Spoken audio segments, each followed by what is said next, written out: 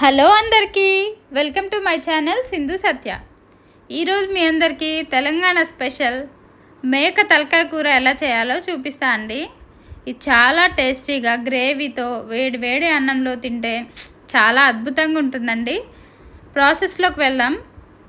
ముందుగా ఒక కళాయి పెట్టుకొని అందులో సరిపడా ఆయిల్ వేసుకొని ఆయిల్ హీట్ అయిన తర్వాత ఇందులోనే గరం మసాలా వేసుకోవాలి. చెక్క, ఇలాచి, లవంగాలు 3 గ్రైండ్ చేసుకుని ఇలా గరం మసాలా లాగా ప్రిపేర్ చేసుకున్నానండి.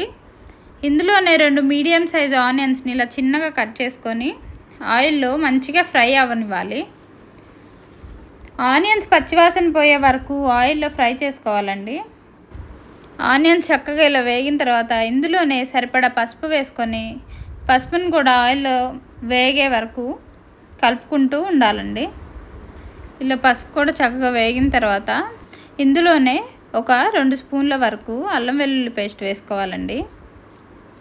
ఈ అల్లం వెల్లుల్లి పేస్ట్ పచ్చివాసన పోయి ఆయిల్లో మంచిగా ఫ్రై అయ్యే వరకు ఇలా కలుపుకుంటూ చేసుకోవాలి.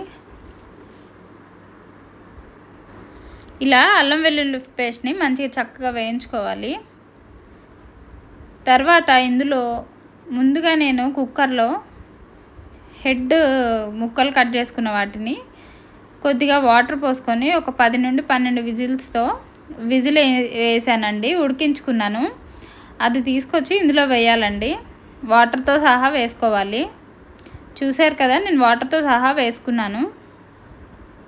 ఈ ముక్కల్ని మనం కుక్కర్లో వేసి ఉడికించుకోవాలండి. ఒక 10 విజిల్స్ అట్లా వేసుకొని. ఆ క్లిప్ మిస్ అయింది నా దగ్గర. ఇలా ఉడికించుకున్న దాన్ని ఇందులో వేసుకొని ఒకసారి గరిటెతో అంతా కలిసే వరకు కలుపుకోవాలండి. ఆయిల్ అంతా కొంచెం ముక్కలకు పట్టే వరకు కలుపుకోవాలి. ఇలా కలుపుకున్న తర్వాత మూత పెట్టి ఒక 2 నుండి 3 నిమిషాలు ఉడికించుకోవాలండి. కొంచెం వాటర్ మొత్తం ఇంకిపోయే వరకు ఉంచుకోవాలి. చూసారా, కొంచెం వాటర్ తగ్గిపోయింది. ఒకసారి గరిటె పెట్టుకొని కలుపుకుందాము. ఒకసారి ముక్క సాఫ్ట్గా అయిందో లేదో కూడా చూసుకోండి మధ్య మధ్యలో.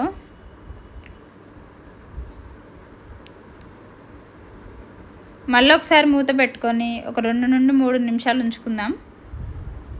2 నిమిషాల తర్వాత మూత తీసుకొని చూసుకుందామండి. ఒకసారి కలుపుకొని ఇందులోనే ఇప్పుడు మనం సరిపడా కారం వేసుకుందాము. నేనైతే ఒక 2.5 స్పూన్ల కారం వేసుకున్నానండి. ఈ కర్రీలోకి కొంచెం కారం ఎక్కువే పడుతుంది. చూసుకొని మీ కారానికి తగ్గట్టు మీ టేస్ట్కి తగ్గట్టు కారం వేసుకోండి. కారం వేసుకున్న తర్వాత ఒకసారి కారం మొత్తం కలిసే వరకు కలుపుకుందాం. ఇలా కారం మొత్తం కలిసిపోయిన తర్వాత ముందుగా ఒక చిన్న నిమ్మకాయ సైజ్ అంతా చింతపండుని నానబెట్టుకొని పులుసు తీసుకొని పక్కన పెట్టుకున్నామండి. నేను ఆ పులుసుని ఇందులో వేసుకుంటున్నాను. ఈ కర్రీలోకి చింతపండు పులుసు మంచి రుచిని ఇస్తుందండి.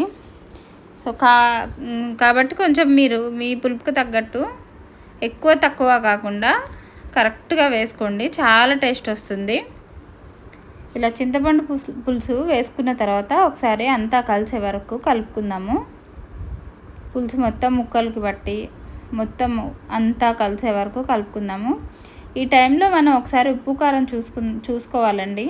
ఎందుకంటే చింతపండు పులుసు వేసుకున్న తర్వాత ఉప్పు కారం కొంచెం తగ్గుతుంది. కాబట్టి నేను కొంచెం ఉప్పు కొంచెం కారం వేసుకుంటున్నానండి.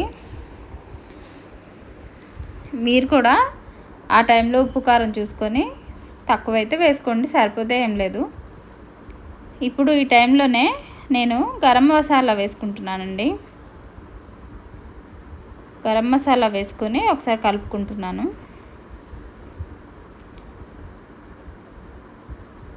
ఇలా మొత్తం ఆ గరం మసాలా ఉప్పు కారం మళ్ళీ పట్టేటట్టు కలుపుకున్న తర్వాత ఇందులోనే నేను మీట్ మసాలా వేసుకుంటున్నానండి.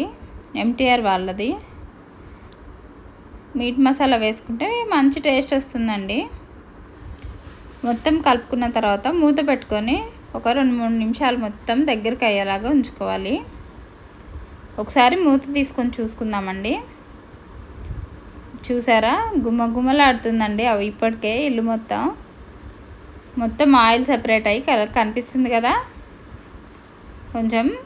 ఇంకొంచెం దగ్గర పడాలండి. కర్రీ.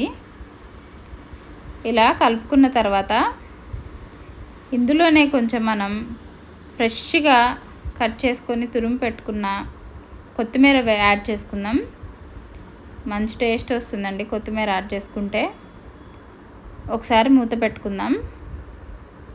ఒక 1 మినిట్ అట్లా ఉంచి ఒకసారి మూత ఓపెన్ చేసుకుంటే మన కర్రీ రెడీ అండి. చూడండి చూడడానికి ఎంత బాగుంది. ఆయిల్ అంతా సెపరేట్ అయ్యి కర్రీ మంచి కుక్ అయిపోయి మంచి గ్రేవీతో చాలా టేస్టీగా ఉంటుందండి. చూసారు కదా, ఇలా మీరు కూడా ఇంట్లో ఇలా తలకాయ కర్రీ వేడి అన్నంలోకి మంచి ఘాటుగా చేసుకొని తింటే ఒకవేళ జలుబులు దగ్గులు ఉన్నా కానీ పోతాయండి.